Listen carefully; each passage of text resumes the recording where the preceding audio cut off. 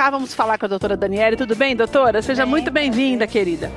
Como eu falei para você no começo do programa, se você ligou a TV agora, hoje é o Dia Mundial de Combate ao Câncer. E nós estamos falando com alguns tipos de cânceres que atingem um número maior da população e outros raríssimos, como que você acabou de ver com o Dr. Camelot, que são os cânceres nos olhos. A doutora está aqui, esse é um dos cânceres mais comuns, que é o câncer de mama, que infelizmente, mesmo sendo comum e os métodos de prevenção e de detecção precoce são muito divulgados, mas ainda assim é um dos que mais mata no nosso país. Só no nosso país, doutora, ou no mundo? No mundo, né? O câncer de mama, ele é o segundo câncer mais comum em mulheres, ele só perde para o câncer de pele. Então, é muito frequente e é por isso que é tão importante a prevenção, o rastreamento, o diagnóstico precoce, porque quanto mais cedo for o diagnóstico, maiores são as possibilidades de tratamento e a chance de cura, com certeza. Doutora, por que esse câncer ele é mais comum? Existem estudos já que falam uma mudança hormonal, por que ele atinge um número tão grande de mulheres? A mulher, ela tem um fator de risco já por ser mulher, né, e ter o desenvolvimento das mamas, o que nos homens já não acontece, né? Então, o fato de ser mulher, a idade também é um fator de risco, que são coisas que a gente não consegue mudar, né? Agora, além disso, tem os outros fatores que são os hábitos de vida. Então, tem a questão do sedentarismo, a obesidade, mulheres obesas ou com sobrepeso têm um risco maior. Uma predisposição maior? É, um risco maior de desenvolver o câncer de mama, né? Doutora, isso sem contar a questão de antecedentes familiares, nada disso. Doutora, a gente tem uma média de idade onde as mulheres são mais acometidas pela doença? Sim, a partir dos 40 anos o risco aumenta, mas principalmente após os 50 anos, né?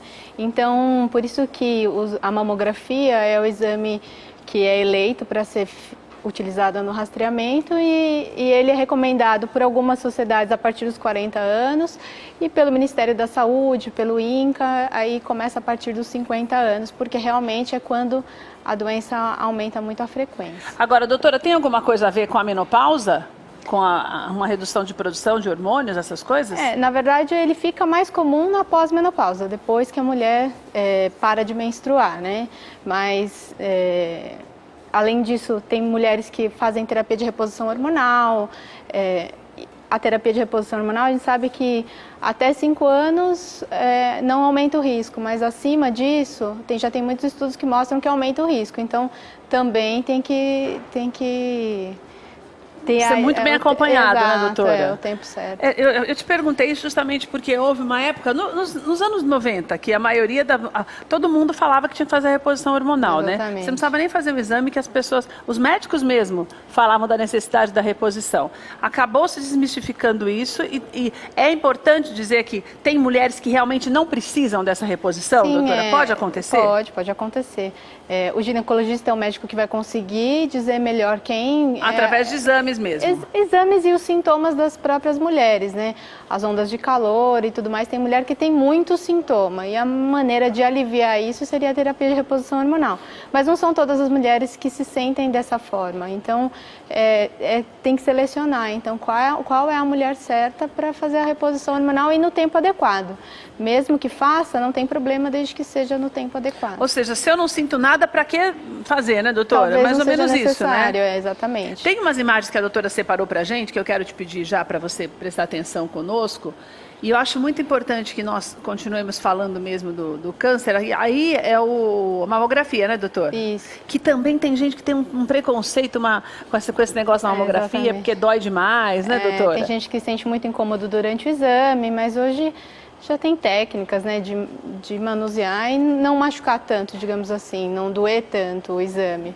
Mas ele é importante porque é através da mamografia que a gente consegue diagnosticar lesões que ainda não são palpáveis, tumores que ainda são muito iniciais, muito pequenos, às vezes calcificações também que não são palpáveis. Doutora, agora, tem algumas pessoas que falam que você fazer uma ultrassonografia ou mesmo uma ressonância, ela tem o mesmo efeito que a mamografia. É verdade? Os exames são substituíveis ou eles têm funções diferenciadas? Exatamente, cada um tem a sua função e um não substitui o outro.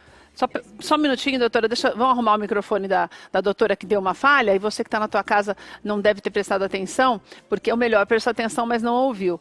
Nós estamos falando das maneiras de você detectar o câncer de mama. Há uma linha de pessoas, que eu até vou pedir para a doutora falar sobre isso, que não concorda com a mamografia. Tem alguns médicos, nós até já trouxemos especialistas aqui para falar sobre isso, que justificam que é agressivo demais, que é desnecessário, que através da ultrassonografia é possível detectar o problema, ou mesmo através da ressonância. Aí você está vendo na tela algumas formas de toque mesmo para que você mesmo detecte algo diferente. Não é que nesse estágio, quando você percebe, é porque já está perceptível também no teu corpo. Então você vai sentir um nódulo quando você vai fazer o autoexame, o que não acontece muitas vezes quando você vai fazer uma ressonância ou mesmo uma ultrassonografia ou até mesmo a mamografia. Esses exames eles servem para detectar algo que está bem no começo, né, doutora? Mas como eu te perguntava, são funções diferenciadas? São funções diferenciadas, né? Um não substitui o outro. A mamografia é o exame eleito para fazer rastreamento, ou seja, pegar lesões no início em mulheres que não sentem nada.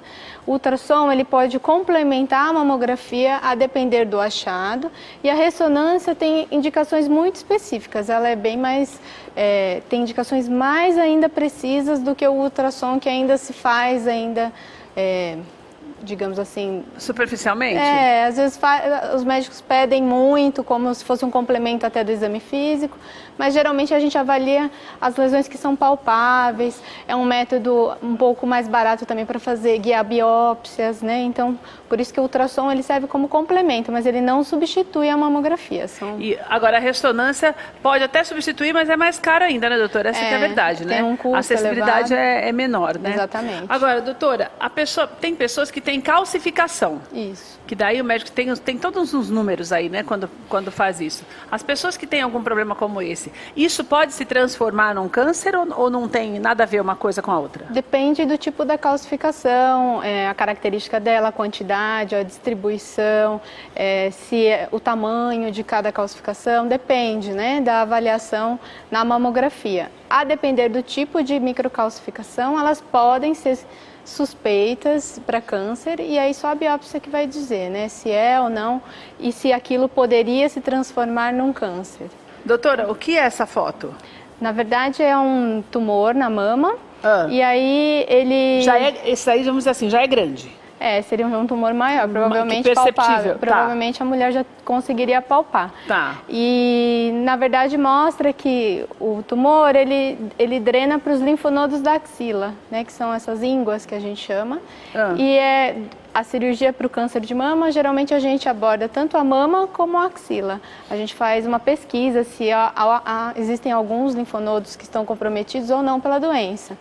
Porque antes do câncer de mama se espalhar para o resto do corpo, digamos assim, geralmente ele vai para esses linfonodos da axila. Então, por isso que a gente faz essa pesquisa, para poder ver qual seria a melhor forma de tratar, além da cirurgia, quais opções teriam de tratamento, se precisaria de quimioterapia, radioterapia, se teria mais alguma coisa a ser feita também por conta da presença desse linfonodo doente. Espalhar ou não? Sim. Doutora, por que em alguns casos de câncer de mama a cirurgia não é aconselhável?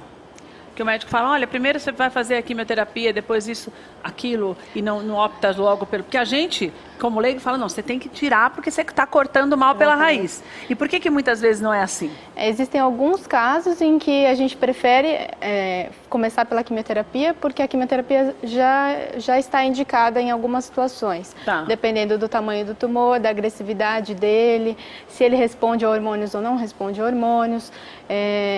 A depender, a gente prefere fazer a quimioterapia antes, porque ela pode diminuir o volume desse tumor, e também a gente consegue fazer uma cirurgia menos agressiva quando for fazer a retirada do tumor. Às vezes um tumor grande, que na primeira abordagem precisaria de uma mastectomia, retirada da mama, fazendo a quimioterapia você consegue reduzir ele bastante de tamanho e você conseguiria preservar a mama. Você tiraria o tumor com uma margem de segurança e ainda assim conseguiria preservar a mama, e para a mulher é melhor, né?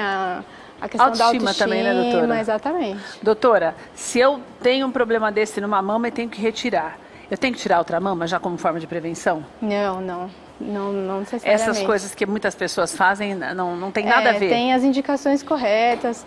Tem casos específicos para isso? Tem casos específicos para isso.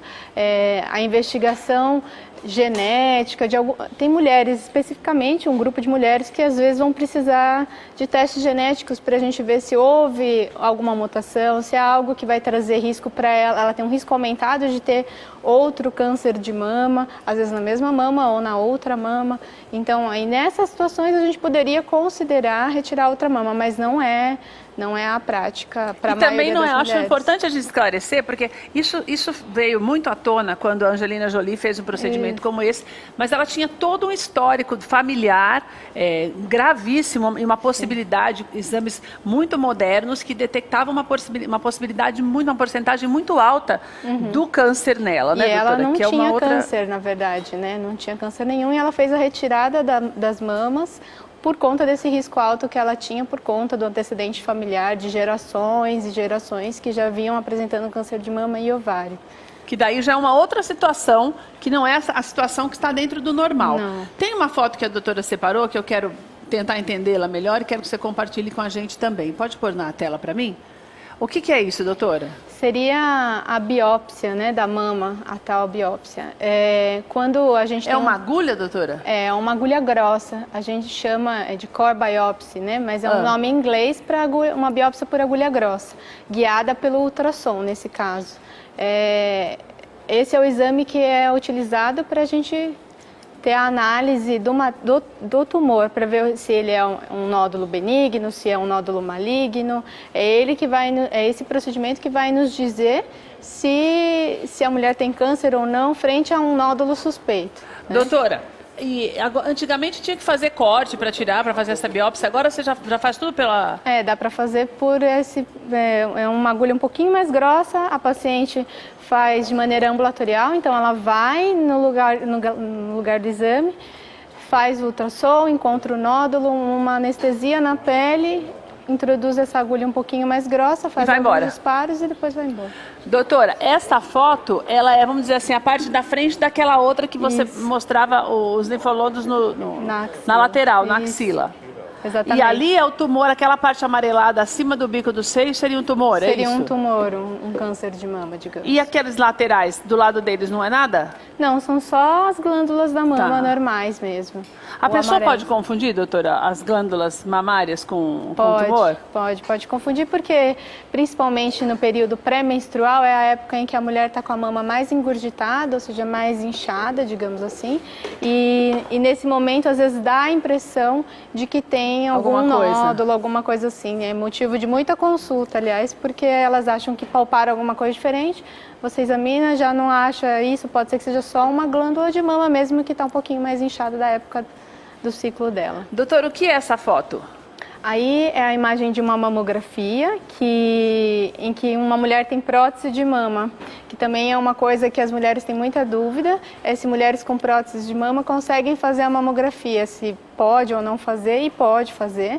Tem manobras que você consegue fazer na mamografia, como essa é a manobra de Eklund, que chama, mas você consegue isolar a glândula da mama e consegue analisar a glândula normalmente. Então, quem tem prótese de mama não precisa se preocupar, porque vai poder fazer o exame normalmente, como todas as mulheres. Doutora, mas a prótese pode maquiar a doença, o tumor? Não, ela não vai... E quando faz o autoexame? Se eu estou fazendo o autoexame, na hora que eu fizer apalpar a minha mama, o silicone não pode atrapalhar? Para eu perceber? Não, porque o silicone ele fica atrás ou da glândula da mama ou está atrás do músculo ainda, mais atrás. Então na hora que eu estiver apertando, eu não vou estar apertando o silicone, vou estar apertando a mama. A parte mais da frente é a mama mesmo, então não interfere em nada. Não interfere em nada. E também não interfere, nós mostramos a última foto que é o exame, também não interfere na hora da detecção pelo exame. Não interfere em nada.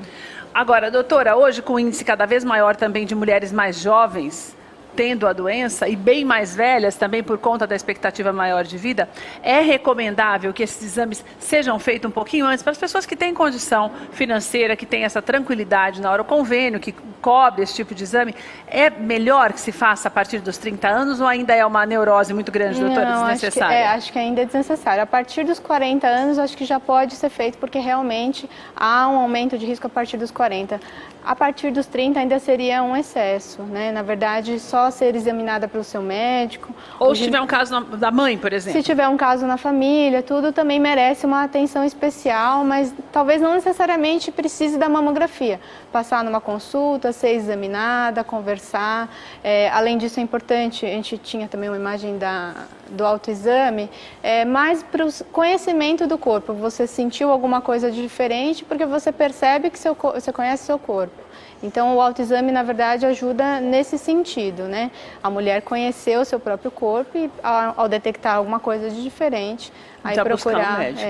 Exatamente. Doutora, adorei nossa conversa. Obrigada por você estar aqui com a gente. Uma alegria ter a doutora aqui com a gente. Olha, vou deixar o Instagram da doutora para você, que é o DRA Daniele, com 2 L's, e Yamamoto. Está aqui na tela para você. E tem também o site, que no site você tem mais informações, tem artigos explicativos também para você tirar as suas dúvidas, e tem os telefones e endereços do consultório da doutora. Doutora Daniele Miyamoto, está aí na tela para você, o Instagram DRA Daniele Miyamoto. Tem o WhatsApp também, que você pode marcar a tua consulta, 996107400. Obrigada demais, doutora. Uma alegria ter você aqui com a gente.